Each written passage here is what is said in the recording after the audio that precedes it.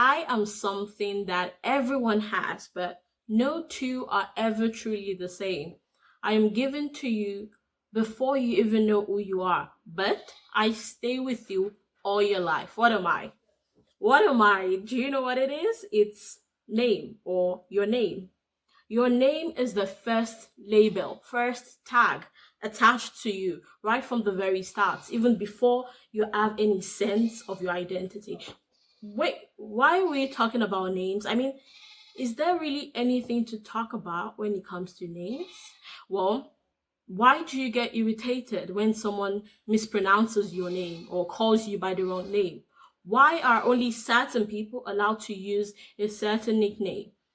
Why do some people or artists have stage names? I mean, everyone knows it's you. You're the same person. So why do you need to have another name apart from professional reasons?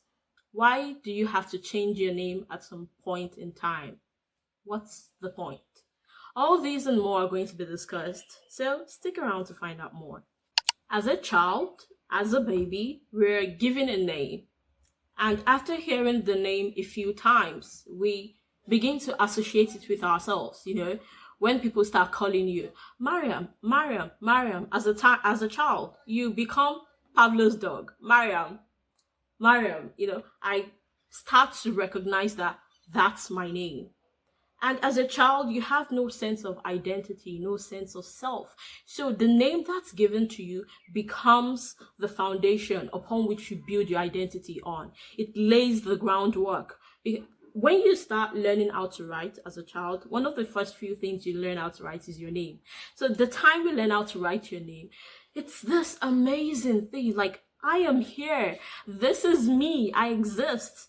So your name at such an early age lets you know that you are seen, that you are here, you are around, and you are loved.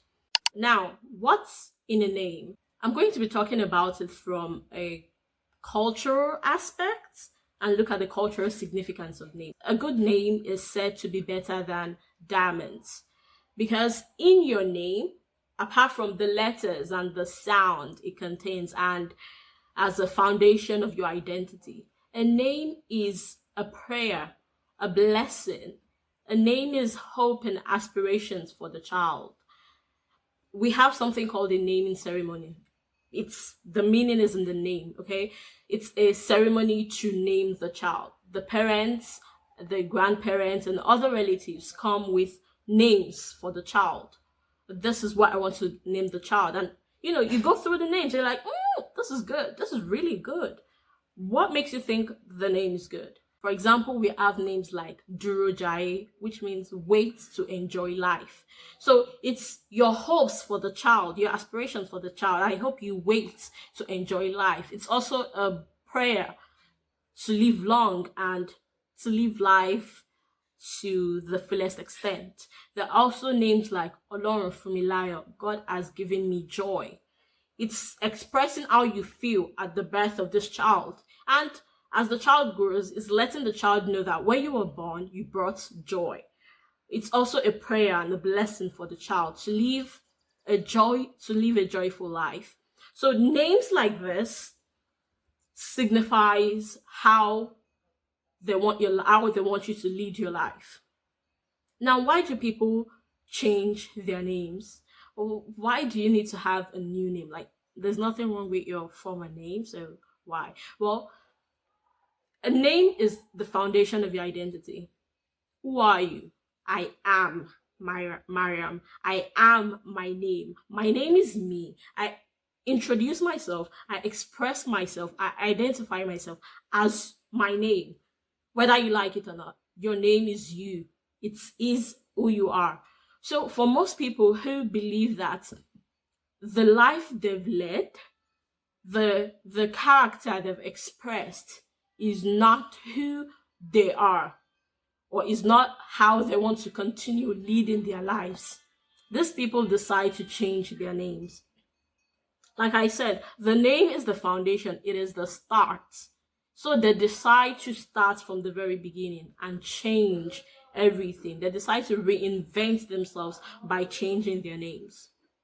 Now, nicknames. Why is it that certain people can call you a certain name. I mean, it's still your name, but why is it restricted to certain people? Because a nickname is the coming together of who you are and how a certain person sees you.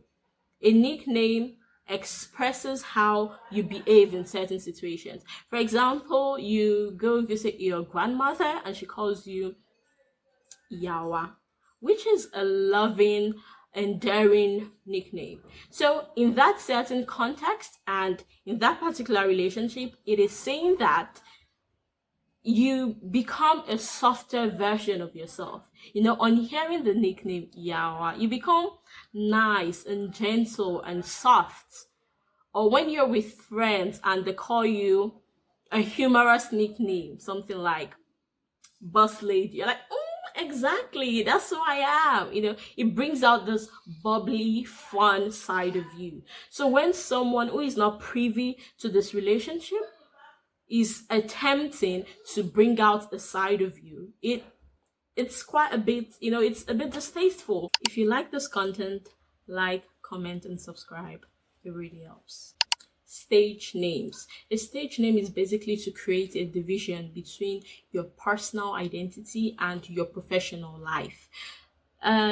It's usually done because of two major reasons. One is to, like I said, create a separation. You don't want whatever happens in your professional life to spill into your personal life. You don't want the way you express yourself, the things that happen when you are using that name, to affect you or to spill over when you're in your personal life, to affect the way you see yourself.